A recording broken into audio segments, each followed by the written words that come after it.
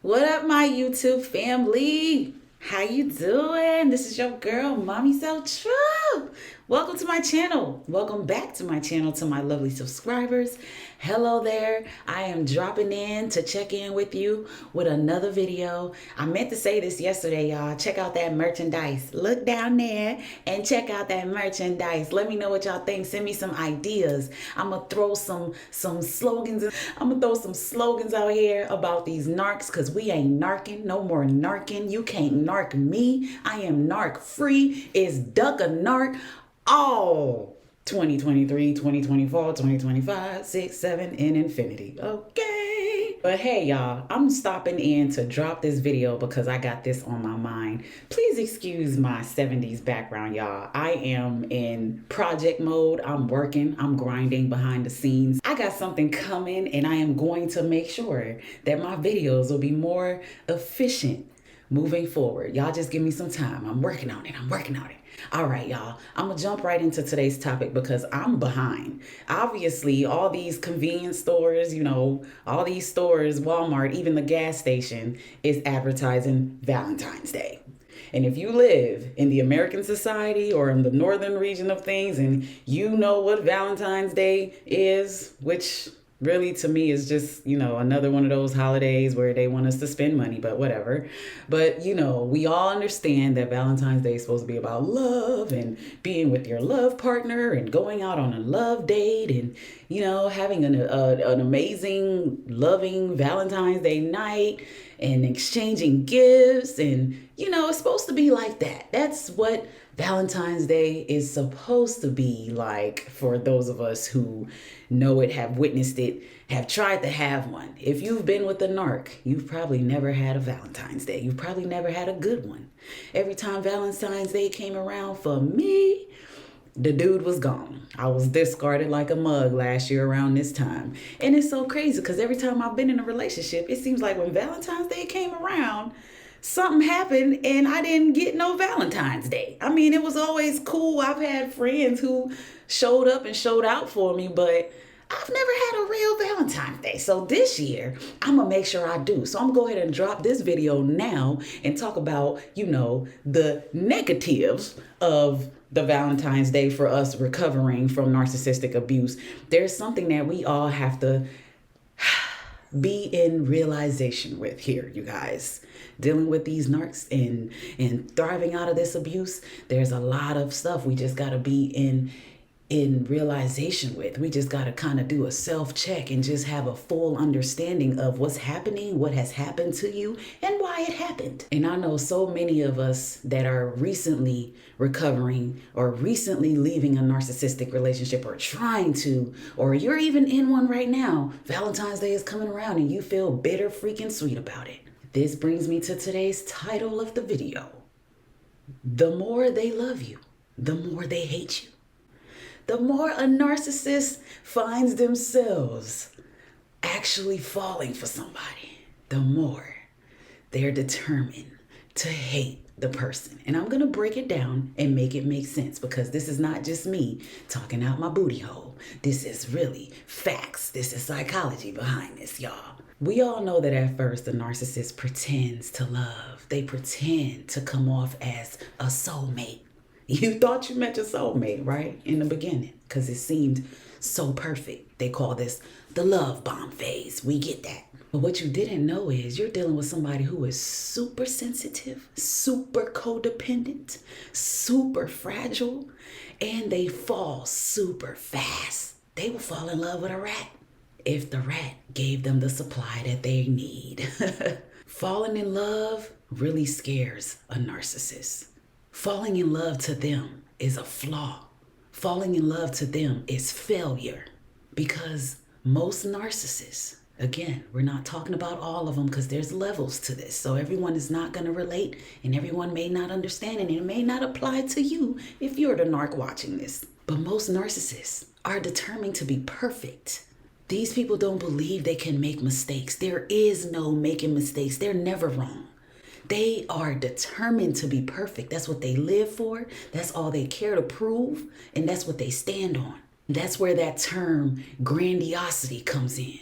the grandiose narcissist, someone with a deep sense of specialness and self-importance. It makes them real boastful and makes them exaggerate their accomplishments and their achievements just to get praise, just to feel like they're worth something. They're so dismissive. They consider themselves highly competitive and they're winners even if they did lose. To them, they're more talented and smarter than everybody around them. When you look at the term grandiosity on the internet, when you Google it, whatever, Webster's Dictionary, whatever you prefer to use, it says the quality of being impressive and imposing in appearance or style. Okay? So when you look up the word imposing, imposing means grand and impressive in appearance. Imposing is when you're forcing to be accepted. What does that sound like to you? Most of these narcs that we're dealing with. That's why they future fake. That's why you've been fed all these lies. That's why they told you things and didn't mean it. Because it's about the look. It's about how they looked to you in that time. These people are programmed to think that love is failure. And even deeper, they're programmed to think that they are unlovable if they fail. And being stuck in professionalism and being focused on being a winner all the time and coming up all the time and always appearing to be perfect makes you truly fearful inside. You're actually afraid. You're afraid to fail. You're afraid to be seen falling on your face. You're afraid to pick up and start over again. These people are completely fearful of life. They're fearful of challenges. They're fearful of work. They're completely fearful of love. Being perfect makes you afraid to feel. So if you're afraid to feel, how can you feel love? How can you and why would you want to feel love if you're afraid of it? If you're afraid of it, you're running from it. They discarding because they're running from love. They don't want to be loved. To them, love is not a good thing. It's not a safe place.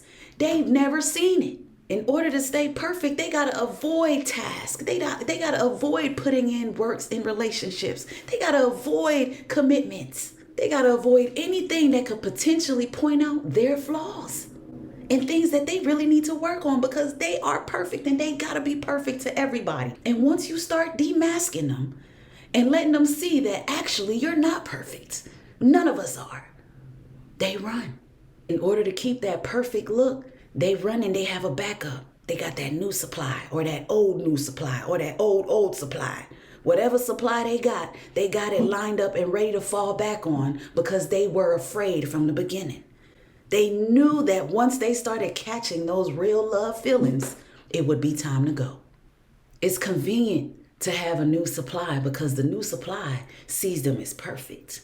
New supply has not seen the ugly yet, has not seen the toxic yet, has not gotten a full-blown course of this narcissist yet. To a narcissist, if they're perfect, that means you're imperfect. You in the way. They got to stay perfect. And you being there trying to expose what they're doing wrong, you telling them that you don't like how they talk to you, you telling them you don't like how they make you look in public, they don't like that. You're taking away from their perfectionism because they got to focus on that people pleasing. A professionalist is a people pleaser because you will do anything you got to do to maintain that image. And that means cheating, stealing, lying, conniving, deceiving, whatever it is you got to do. To whoever it is you got to do it to. A lot of narcissists come off as givers. They give. They make it seem like they just care to give. Nah, you're not giving to be genuinely giving. You're giving to be seen as a giver. You're giving to be labeled as a giver. So y'all, the moral of the story is narcissists are okay with pretending to love you in the beginning. But once they know they truly love you, that makes you now a good person because dang, how did you get them to love you? Now they got to switch it up because you look like the good person and they look like the bad person in their eyes because you made them fall in love. Remember, love is a bad thing to the narcissist. And they can't afford to be the bad person. This causes them to start envying you. start hating you, and start feeling the need to make you suffer, to run you off. Because in their eyes, there can only be one good person, and it can't be you. It has to be them. The definition of good in their mind, though, we all know is completely disordered. When it got to the point where there was some mutual love between y'all, they had to destroy you. How dare you make me fall in love? Nah, love is not for me. Love is for the weak. This is the mind of a narcissist. Destroying you makes them look and feel good again, because they're not supposed to be in love. Love is not supposed to be in their vocabulary. When they were pretending to be in love and they were pretending to love you, it was only to get you to fall in love. Never did they think they would fall in love. But now that they fell in love, they got to make sure they hate you. Because falling in love is not what they want. And that's why the more they love you, the more they hate you. Valentine's Day is just Valentine's Day. Take yourself out on a date. Find a new date. Go on a spontaneous date. Don't sit here reminiscing about a narcissist who doesn't know how to love you, who does not want to love you, and who feels like loving you is a bad thing. How will you ever get anything authentic out of someone who doesn't know how to love you? There is no unconditional loving from this person. They're going to love you if you throw conditions at them all day. They're going to fake love you all day if you throw conditions at them. Many of you are suffering because you feel like you loved and they didn't love you back, or you loved, and they didn't love you. Yeah, a lot of people try to make you think that a narcissist just doesn't have a heart. A lot of them are heartless because they're violent, they're evil, they're harmful. There's levels to it. But there are some who just have this very grandiose attitude, and it prevents them from loving. And even when they do find themselves in love, they run from it because they're afraid of it. And in order to keep their image, they have to make you hate them. They have to make you run from them. They don't want you to love them like that. To them, that is scary. The way their mind works, the way their program is, the way their psyche is set up, love is a bad thing. Love is not where they want to be. So when we be somewhere feeling bad after a discard, or when the relationship don't work out and we're like, why don't they love us? Love is not where they want to be. It's not. It's not. Their logic of love is discombobulated. It's all twisted and jacked up here, and can't nobody help them. Can't nobody fix it. You can't love it out of them. You can't hug it out of them. You can't sex it out of them. You can't pray it out of them. It is what it is.